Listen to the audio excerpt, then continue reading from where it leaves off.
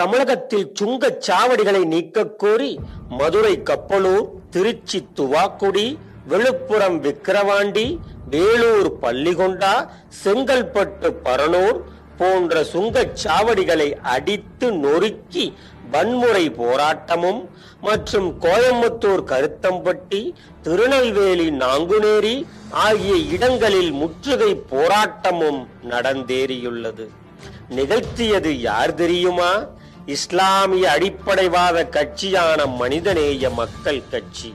ஒரே நேரத்தில் மனிதநேய மக்கள் கட்சியால் எப்படி பல இடங்களில் சுங்கச்சாவடிகளை முற்றுகையிட்டு வன்முறையில் ஈடுபட முடிந்தது? இது எப்படி உளவுத்துறைக்கு தெரியாமல் போனது? இல்லை, தெரிந்தும் ஆளும் கட்சியின் கூட்டணி என்பதால் கண்டுகொள்ளாமல் இருந்தார்களா?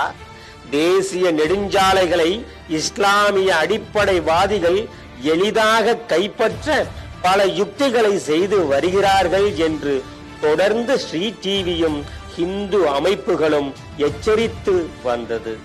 சுமார் 15 ஆண்டுகளுக்கு முன்பே திருநெல்வேலி சென்னை தேசிய நெடுஞ்சாலையில் 60 கிலோமீட்டர் முதல் 80 கிலோமீட்டருக்கு ஒரு மசூதியும் கடைகளும் கட்ட இடம் வேண்டும் என்ற விளம்பரம் கொடுக்கப்பட்டிருந்தது இங்கு குறிப்பிடத்தக்கது.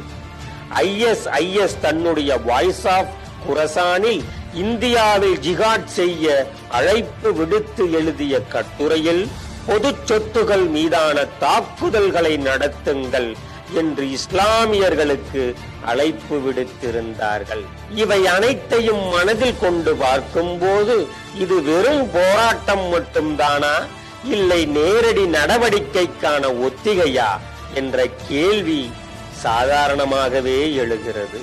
இது மத்திய மாநில அரசுகளுக்கு இஸ்லாமிய அடிப்படைவாதிகள் கொடுக்கும் எச்சரிக்கையா அல்லது இந்துக்களுக்கு விடுக்கும் அச்சுறுத்தலா?